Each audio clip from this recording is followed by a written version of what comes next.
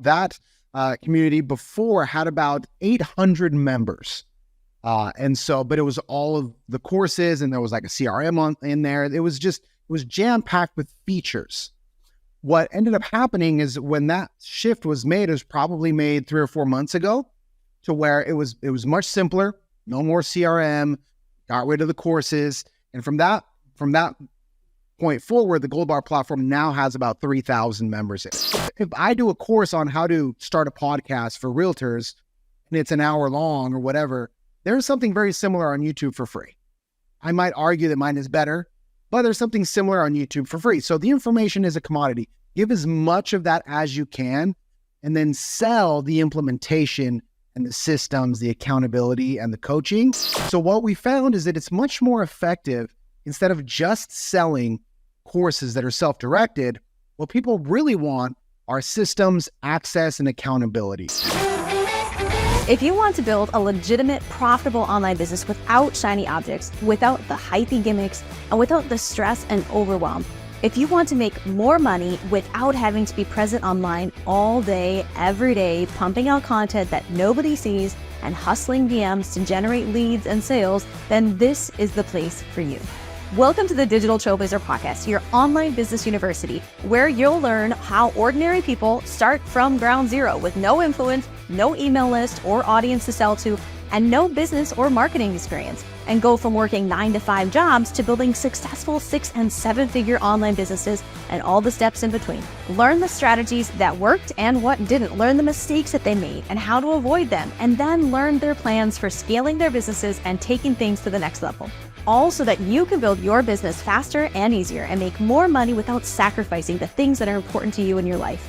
I'm your host, Leah Ray Getz, and with me is my husband, Todd. Now, let's get to it with today's guest.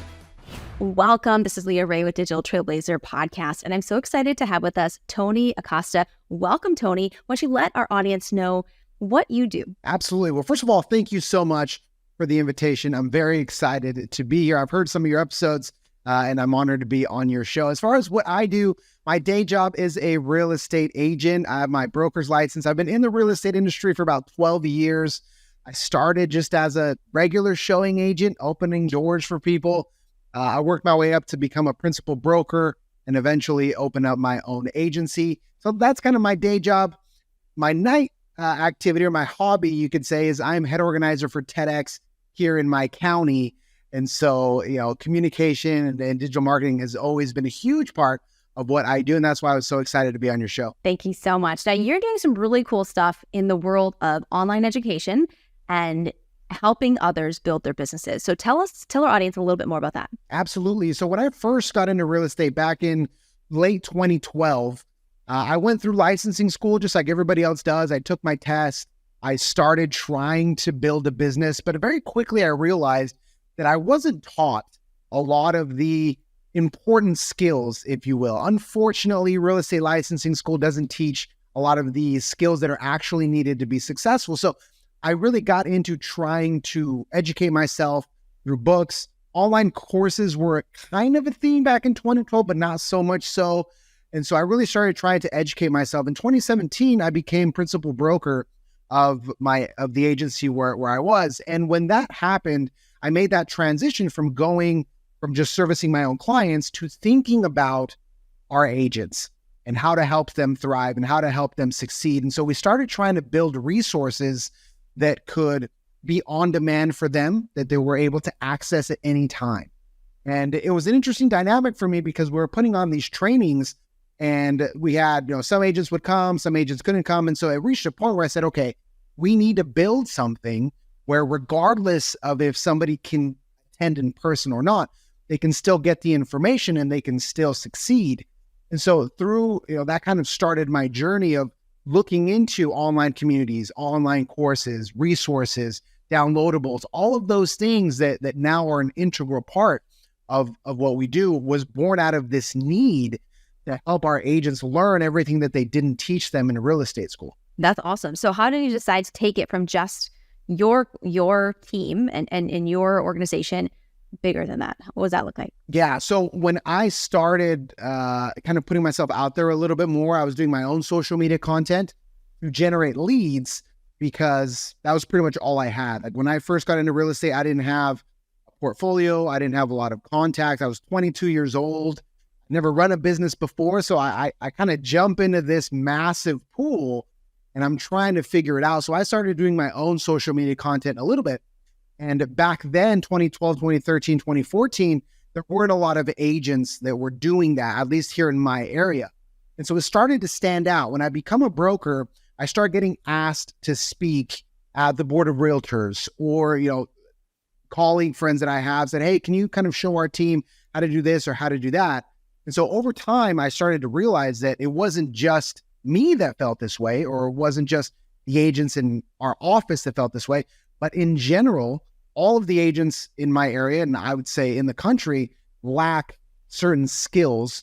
And that's a deeper conversation of why I think our industry is where it's at. And so it was just coming from this realization of, if I have a problem, it's highly likely that other people are also going to have the same problem and be looking for the same solution. And if I can be that resource that can help alleviate that issue to some extent, that's one of the things that I've completely fallen in love with. So in today's space, then, how do you actively do this? What does that look like from a practical perspective? So what we do is I do a lot of in-person training for our own real estate agents and other real estate agents here. Once I got into TED, it kind of escalated a little bit more to be not just real estate specific, even though that's the actual day job, but more into like public speaking and communication. So to answer your question specifically, we do a lot of in-person workshops. But going back to the same thing, we realized that there's a lot of folks that simply cannot attend one of our workshops. And because we believe that the workshops and the resources that we have are impactful, we've gone to these digital platforms that can really help exponentiate that. And so whether it's a workshop that is in person with a sales team, or a one-on-one to help somebody prep for a public speaking engagement, all the way to the courses and the community that can connect people all over the world. So I know when we first got connected, you had a really interesting updates and things you were doing in the membership space. And membership is a hot topic. Everyone's throwing around this term right now. I think it started there a long time ago. It was hotter years ago. Then everybody switched into the high ticket. And now they're like, oh, you can only eat what you kill every month, and maybe some membership stuff would be good. And so it's kind of circling back around. It's a hot topic. So what are you currently doing with your membership? What does that look like, and what have you learned? Well, everybody is looking for this recurring revenue. That's the hot topic. That's what everybody's looking for. So the way they do that, as you adequately stated, it says through these memberships. So if I can get somebody for $97 a month or $47 a month, and I can get 1,000 people, that's like the dream, right? You can make $100,000 a month. And that's kind of what everybody is chasing. What I learned through our own platform, and another good case study, which is also in the real estate industry, it's a platform that's called Goldbar. What we found was that the online courses, though they can be impactful, though they can be very well produced, very few people actually take the courses all the way through. And at first we thought it was just a problem with us. And it was kind of like, well, maybe our courses aren't as good as we think they are. And so we kept trying to refine them and change them. And it sucked, because when we looked at our numbers, we're like, man, we put so much effort into these courses and very few people actually get through them. And if very few people get through them, then obviously they're not going to get the results. They're not going to really get anything. They're just, at that point, they're just burning money because they're not getting the information. And so what we started realizing was that the online courses, because they're self-directed, it's difficult for people to sometimes fit them into their schedule. I'm guilty of this. Time management is a big issue that I've had to work on personally. So what we found is that it's much more effective, instead of just selling courses that are self-directed, what people really want are systems, access, and accountability. What do I mean by that? Is we found it way more effective to, instead of having, let's say, a course on podcasting for lead gen, if we can have live or virtual masterminds or coaching calls about that topic with action items that come with accountability, where people feel like they're doing something in a group together, that has brought in much better results than just having a course there that people just need to watch on their own and do on their own time. Interesting. So can you dive a little bit deeper on how you've broken that all up? So again, initially it was just courses. So we thought, okay, we're going to just build this library and people can go and they can watch it at their own convenience. But again, what we realized was that it wasn't very effective because very few people were doing that. So what did we start doing instead? We have weekly coaching calls where we have a certain topic and we work a lot based on challenges. So whether it's 30-day challenges, 45-day challenges, 60-day blitzes of a very specific thing that is going to actually make a dent in people's businesses. I'll give you an example. Now, one of the things that inside of the Goldbar platform are these 30-day listing challenges where it's a lot of handwritten notes and it's very specific. Like on day 1, you're going to do this. Day 2, you're going to do this. Inside of our own platform, we have something called the Digital Domination 30-day challenge, where in the same way, it's somebody that maybe is not that comfortable on social media. They want to make videos. They want to start doing it for lead gen. Where do they start? So when it comes to breaking it down, I have found that the more specific it can be, the better. Because somebody that's very skilled can understand a general piece of advice. For example, post on Instagram. Somebody that is skilled knows how to do that. But somebody that maybe doesn't have that much experience, the more you can break it down step by step, the easier it's going to be. So it's literally day 1. All we're going to do on day 1 is we're going to look at your header. What is in your bio? What does it look like? Day 2, we're going to talk about different content types. You're not going to make your first piece of content maybe until day 5 or 6. But by then, you've already kind of built this foundation where you feel like every day you're making a little bit of progress. And we found that to be more motivating. People are more engaged and they actually come through to finish the challenge instead of, again, just having a course there that is just dusty. Yeah, that actually reminds me a lot of back in the day when we did affiliate marketing. We had this great platform that we were promoting. It was amazing. Todd and I are go-getters. So we dove in there and we were just, going through everything and making it happen. And we had really great success. And then we'd refer people to it. And they would last a few days, they'd be overwhelmed and they'd quit, right?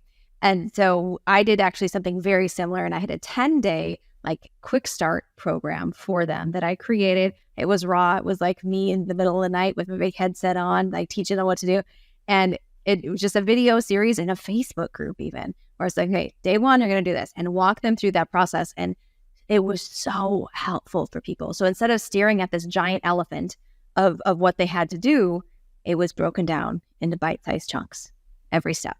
And so we've brought this into our coaching program as well, whereas our coaching program, we've got a big overall plan for each of our clients, but then week to week, we meet with them and we say, okay, what's on to this week's agenda? You're going to do this, this, and this, right? Because so many people just, they can't have the elephant and make any progress, right? No, 100%. It's difficult. And especially in the digital marketing space. The digital marketing space, it gets even worse because we're talking about, okay, you need to do Instagram and Facebook and LinkedIn, and you need to do YouTube, and you have to do email marketing. And then and people are like, man, I can't do all of that. It can get very overwhelming very quickly. Even in one platform like Instagram, it's like, okay, do I do stories or carousels or posts, or do I go live, or do I create a guide? So there's so much there that literally it's drinking from a hose. You have to break it down. And again, just like you say, I've found that to be much more effective if we can focus on one thing at a time and build for the long run. I think not only is it more effective for the student, but it's also more effective for the program because it will keep people in your program longer if it takes longer to build those foundational steps instead of just giving them everything on day 1. Right. And they're going to be getting results and they're going to want to stay, right? Of course. They're getting those wins. They're moving forward. They're feeling that progress and then they want to stay. So your retention should go up. Now, I'm curious, how long ago did you make the shift and what have you seen? Do you have any information on what that has looked like for your clients? Absolutely. So within the Goldbar platform, that community before had about 800 members. But it was all of the courses and there was a CRM in there. It was jam-packed with features. what ended up happening is when that shift was made, it was probably made 3 or 4 months ago, to where it was much simpler, no more CRM, got rid of the courses. And from that point forward, the Goldbar platform now has about 3,000 members in it. So it almost tripled because of that simplicity. And so, but again, it was what people wanted. People wanted the access. People wanted the accountability. Also, we established a tiered system that also, helped within the platform. There's a free tier, which kind of gets people in the door, very basic resources. And then they can see that there is a paid upgrade that they can then subscribe to and have even more features. So it's been massive. The change has been quick. And I think it's for those very reasons. That is a huge testament on the difference to triple the amount of subscribers or members. That's really, really powerful. Wow. So what are some of your proudest success moments, if you will, for your clients? So what I love is when people actually do what you share with them and it works. That for me is the coolest thing. And that's one of the great things with a program like this, is that part of those daily wins is share what you're doing, share how it's working, share. And so all of a sudden you start to get these messages, you start to see people posting, hey, I started the podcast, or I did my handwritten notes, or I started my text message automation. And all of a sudden you start to see that it's working. And if it's exciting in my case, for the agent that starts to see deals and they start to see money coming through, for me, it's 10 times as exhilarating because I've been there. I know what it feels like. And so one that comes to mind is I helped a lady purchase a property. This was probably 4 or 5 years ago. And then she became an agent. Now, when she bought her home, she was a stay-at-home mom. Her husband was the sole provider, all that. But she was very entrepreneurial. So I followed her on social, and she would do these like Tupperware things, or she would do these like little jewelry things. She always had some sort of a side hustle until she finally got her license. And so we start coaching her. She starts going through the program. And I remember having a conversation with her where, tears are streaming down her face. And she says, I made $10,000 a month for the first time. She had never made $10,000 a month. For her, that was a huge deal. It was, life-changing for her entire family. And it was something that when she was doing Tupperware, maybe she'd make a couple $100, or she'd have a little event, maybe she'd sell a few things, but she was never able to kind of break that. And it seemed like such a big number. I remember her saying, wow, $10,000.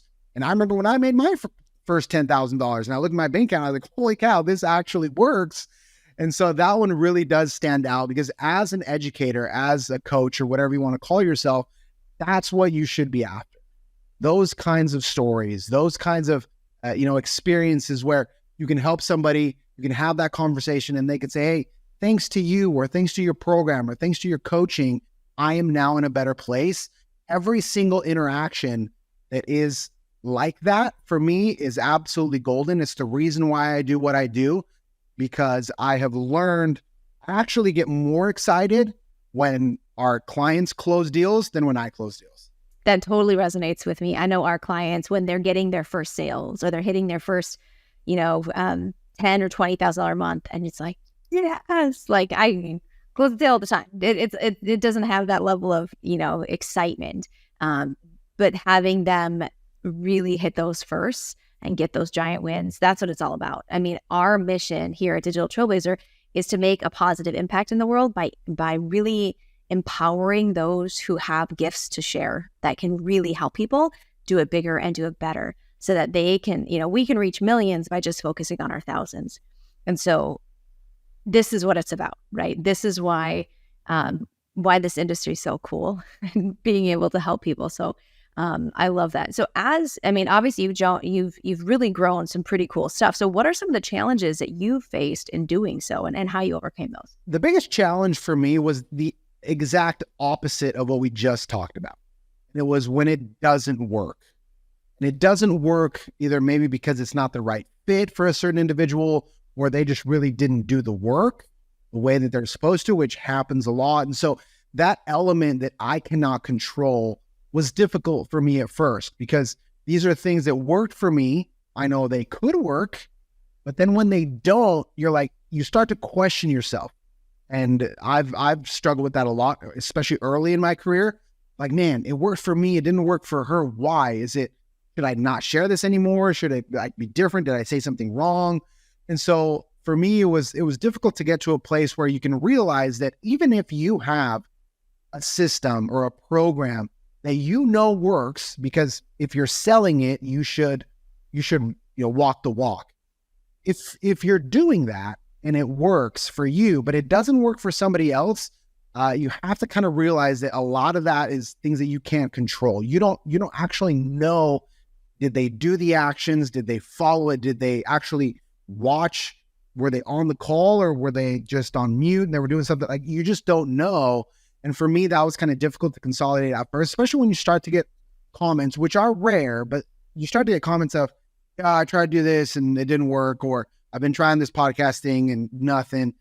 And you start to question yourself. So I've had to battle with that a little bit and try to get over that and just keep trying to provide as much value as I can and accept the uncontrollables that are always going to be there. Yeah, that is hard when you see students struggling, and having those conversations on coaching calls and what they're really doing is obviously so important, because 9 times out of 10, it's because they haven't done what they were told to do, or they did it in a way that was completely different than what you told them to do, or whatever. And it's hard to accept that as a coach. I know we work not so much in the lower ticket membership space these days. We're more into the high ticket space. But when we take sales calls for our program to let people in. And even if I could automate that, this is one of the reasons why I wouldn't, because we need to vet those people and make sure that they're actually going to do it. I even make them, like, I tell them, like, I can't want this more than you. This has to come from you. And I go through this whole spiel, like, they have to convince me that they're actually going to do the work, because it's heartbreaking to see people they get super excited about something and they dive in and then you never see them again. Yeah. And sometimes, 100%. I've felt that in the exact same way, but it's difficult at first for us, for the educator or for the coach, to turn someone away because you feel like you're leaving money on the table. And so if there's someone that is excited and they're like, okay, the program is, I don't know, whatever it is, $1,200, and they want to do it, but after that conversation, you're like, man, I just don't know if you're going to be able to do that. Saying no to those $1,200 is hard at first, especially when you're first trying to get your first couple of students. You just want anybody with a pulse that has $1,200, I'll do it. I'll coach you. But I feel that in the long run, that's a mistake. Yeah. Because what you want to create and what will really help you scale is testimonials. Mm-hmm. And if you don't have them, or you have negative ones, then it's going to be difficult to actually scale. So I found it to be, even though it's hard, much more fruitful to, as you said, vet somebody. And maybe instead of having 30 students, you're going to have 10 students, but those 10 students are going to get results. You're going to get the testimonials. And then that's what's going to help you scale. If you have 30 and 20 of them are complaining, or they don't like it, or they don't do it, and you have to be chasing them, the level of difficulty exponentially increases. Even though you're making more money, I think it'll be less enjoyable. Yeah, 100%. And that's what I tell them too, is that I want to enjoy what I do, right? Not only do I want you to crush it, but I want to enjoy this process. And you've learned, the longer you're in this, the more selective you get, because the same people who aren't going to do the work are often the ones that aren't very pleasurable to work with, right? They're the excuse makers and the whiners and and you're like, oh, I wish I had known this before I took that money. So it only takes 1 or 2 bad clients before you realize how selective you should be in your process. Yes, no doubt. And I think it's also realizing that your program's not for everybody. Right, 100%. It's not for everybody. And we're educators. We've had certain success that we want to pass on. A lot of us have egos. And so when we say, hey, my program doesn't work for X or Y person, that hurts a little bit.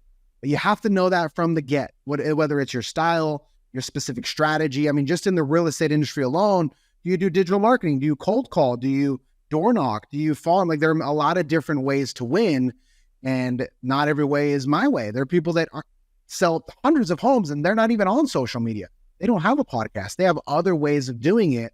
So realizing that your program will not be for everyone, and identifying who it is for, I think the earlier you can do that, the more grief you're going to save yourself.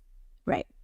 And that's where you create, when it's a good fit both ways, when you've got your membership, your program broken down into bite-sized chunks for people, where they can get great wins, they can keep plugged in.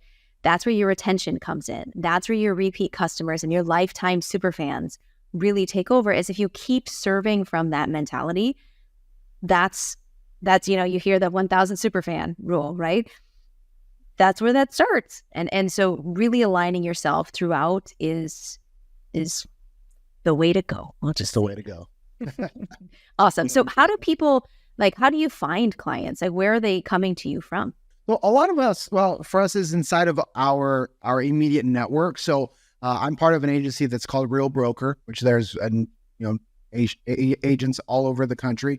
So we have, internal masterminds. We have something called the Monday morning mastermind that is for real estate agents across the country, regardless of agency, team, or brokerage. So a lot of it is, through that. Also, the social media aspect. I have a podcast that's called How to Be a Realtor that we only have like less than 10 episodes and it's top 100 in its category. So I think one of the key things is give away as much as you can, right? Give away, the information is the commodity. This is also one of the things that we realize with these courses. If I do a course on how to start a podcast for realtors and it's an hour long or whatever, there's something very similar on YouTube for free. I might argue that mine is better, but there's something similar on YouTube for free. So the information is a commodity. Give as much of that as you can, and then sell the implementation and the systems, the accountability and the coaching. So that's something that has really helped us, is to just try to put out as much valuable free information as you can to your target audience. In my case, to real estate agents. So whether that's through mastermind calls, whether that's through, going and actually talking to their agencies, their brokerages, free trainings. I do a lot of classes for free, to where you give people a little taste of what you're about. And then if they want the whole thing, then you direct them to where they can get that. So that has been very helpful for me, to just give away as much free value as I can, and then always have the systems, implementation, and accountability that you sell on the back. Yeah, I think it's underrated or overlooked for a lot of people, the professional association options. Oh, yes. Like, I've heard some amazing stories from people who've built massive businesses, and it's because they became a member first, right? And then they offered to do some free stuff, right? They raised their hand to step up and to do some stuff for the organization. And through that, they got attention, right? They got exposure, and it really launched them to where they were looking to go in their business. So I think that's something that a lot of people don't think about, but challenge yourself. If you're getting started in a business, who is your target audience and what kind of organizations are they a part of? And do your research and see what it takes to be a member, and see if that might be a good angle for you and your business, because I've heard it time and time again. And let's be real, it is way easier to do that than to build an Instagram or YouTube channel or something from scratch and create the same level of traffic and sales through that strategy. And even though I'm a huge fan of social media, you have to realize social media is pretty new. It's, whatever it is, 10, 15, 20 years old. Massive businesses were built before the internet. How were they built? Through exactly what you're talking about. You go out, you meet people, you go to the trade group, you go to this meeting. And a lot of that is, just like you say, I find that more effective, because you make these relationships where people get to know you, they like you, they trust you, they get to listen to you for 30 minutes. That's a much easier sale than somebody that doesn't even know who you are in another country or across the country, and you're trying to get $97 a month out of them. They have no idea who you are. And unless you have a massive brand, and here's I think another misconception is, we all think we're Gary Vee. Yeah. Well, if Gary Vee comes out tomorrow and he says, hey, I have a training platform for realtors, he's going to get a bunch of people with one story, thousands of people. We are not that. I am not that. I need to put in like the one-on-one grind and work to get there. So you don't have a massive brand to where every time you post a story, something crazy happens. You're going to have to do a lot of that, one-on-one and boots on the ground. But what you will learn and the connections that you will make, for me, that has been incalculably valuable. 100%. We actually have someone that we interviewed, one of our very first podcasts here, Erica Gregory, and she came from corporate digital marketing. So she knew digital marketing. She went on maternity leave. She decided she didn't want to come back.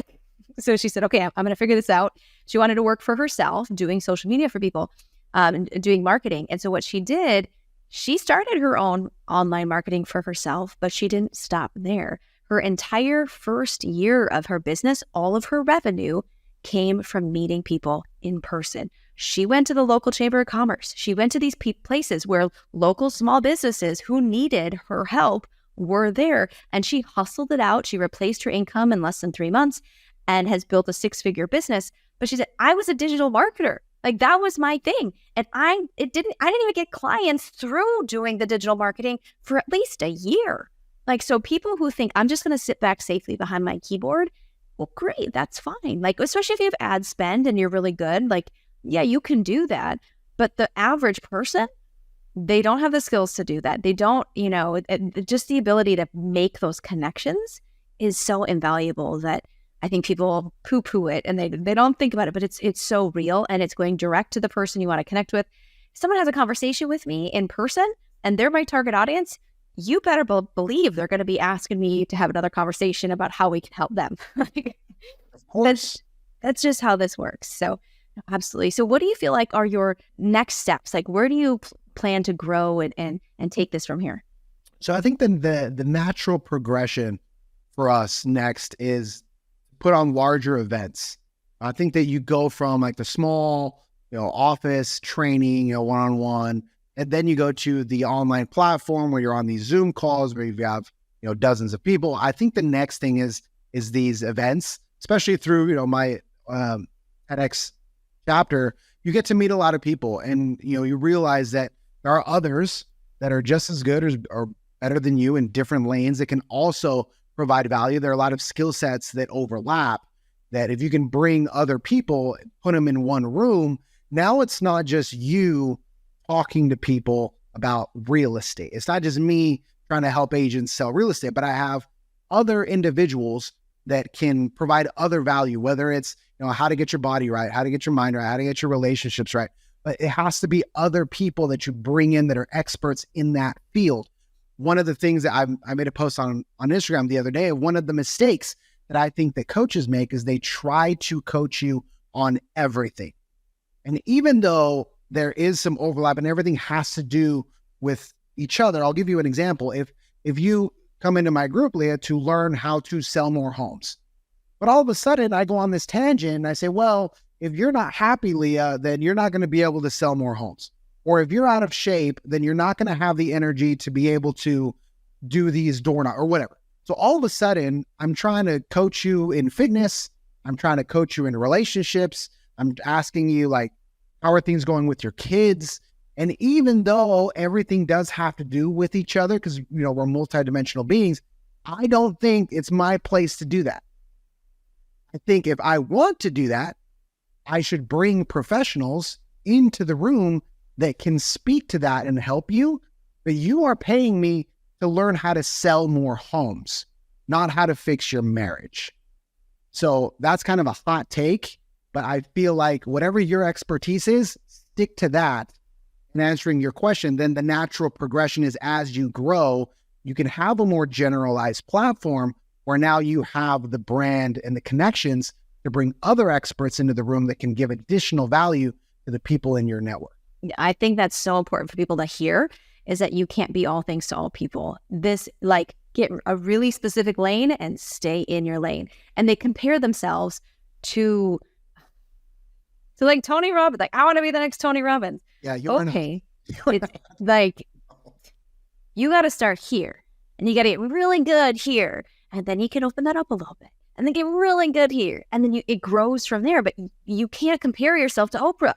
Like, there's only one Oprah, okay? And she came up in a time where there wasn't all this competition.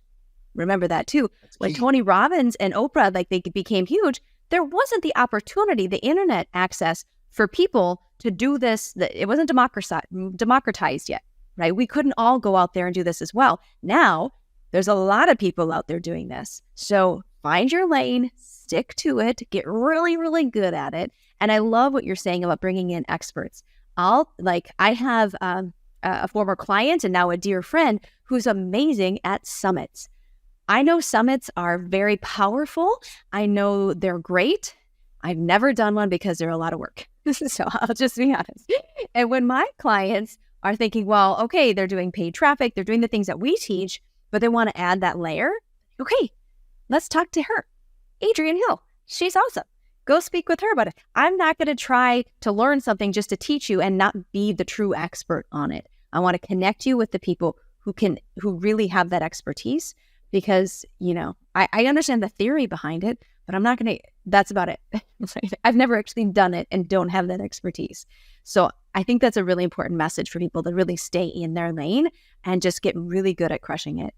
Do you guys run any paid traffic to your membership? We do, but it's minimal to the actual, what I found is that if I can get people into, for example, the Monday morning mastermind, that is much more effective. So we do to an extent, but it's not like the main focus. We try to, through, for example, Facebook groups for us are huge. There's huge communities of real estate agents, and odds are whatever it is you do, there are groups on Facebook that you can join and become a part of that community. So we do run some ads, but it's a very, very small portion of our lead gen, if you want to call it that. Yeah. Have you thought about running ads to that Monday morning meeting? We have. Yeah, we actually have. I think that is, we have not done that yet. So a lot of it has been just to the platform itself.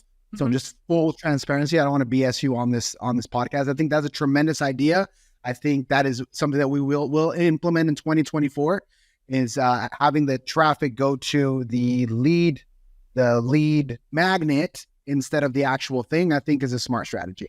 Yeah. And in reality, I think everyone wants the drive traffic to the offer, close the deal situation. That is a really steep hill to climb. Hard. It's not easy to do. It's not easy to do well. The more and more competitions that's in the marketplace, the better and better that has to be. And it's just getting harder. So if you can instead offer them some free value, get them into your sphere, get them into your funnel. And that's where you can do the selling. We've seen just cost per lead, cost per acquisition, all of that stuff often pans out a lot better for people when they focus on just the ad goes to the lead magnet, right? And just giving the free value and then moving from there and having all of your other systems on the back end highly optimized so that they're actually going to convert. So in that scenario, you have them opt in. So you get them on your email list and text message list or whatever, and then they get the link to join the Monday thing. And then, not only are they're going to get reminders from your system to actually show up, because if people aren't reminded, they're not going to do it. But then afterwards, you can have an email series, inviting them to join join the next step, take the next step with you. Do you have your own Facebook group? Yes, we do. Like free for lead gen, right? Yes. Right. Okay, good. Like if you're missing that piece, please do that right away, because you absolutely should have that. Yeah, that's probably the easiest thing. If there's somebody listening to this that wants to get into this space, that's probably the easiest thing that you can do is start a group, be thoughtful about what you're going to name it, have it be actually contextual to what you do. But yeah, Facebook groups are absolutely phenomenal. So what would be your number one piece of advice that you'd give for anyone who wants to build a business like yours? So I think I would say two things. Number one, it's a little bit what I mentioned before, because this was huge for me, is build a program that you would want to buy. Build a program that is built off of actual experience, not just theory or things that you read or things that people told you worked. They have to be things that you have done, because that's what's going to give you the passion. That's what's going to allow you to answer questions, to get into the weeds with people, because you've actually done this. And so I feel like it goes without saying, but unfortunately in our industry, there are a lot of coaches that are coaching stuff just because they watched an Alex Hormozi video or a Cody Sanchez video. Now they're trying to teach people how to buy laundromats, and they have not done it. So number one, make sure that it comes from a place of experience, not a place of theory. And number two, always be working on these systems. And you just said it, have the funnel. And then once you have the funnel, then you have to have the email drip campaign. And then is it email? Is it text? Like all of those things are things that you don't think about when you want to start one of these things. You just say, I have knowledge. I want to share it with people. I want to get paid to share it with people. But there's so much on the back end. So take the time to learn, to educate yourself. Take a course on making a course, like on how to build all of these communities, because the back end work is heavy, but it's the variable to your success, as you adequately stated. If you don't have a funnel, if you don't have drip campaigns, all of these things, it's going to be harder to get along. So that's what I would say. Yes, like amen to that. It's essentially the same thing as what you're doing for realtors, is that and you learn how to be a realtor. They have that expertise, but they don't know the businessy side of it, right? Generating leads, all of these core things that actually makes being a realtor work, like actually make money with it. It's the same thing when it comes to creating a course or a coaching program or a membership. You can have amazing expertise. You can even put together an amazing program. That doesn't mean you're going to impact any lives with it or make any money with it.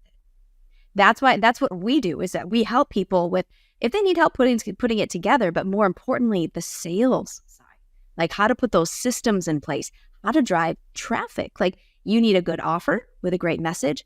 You need great systems to convert traffic into sales.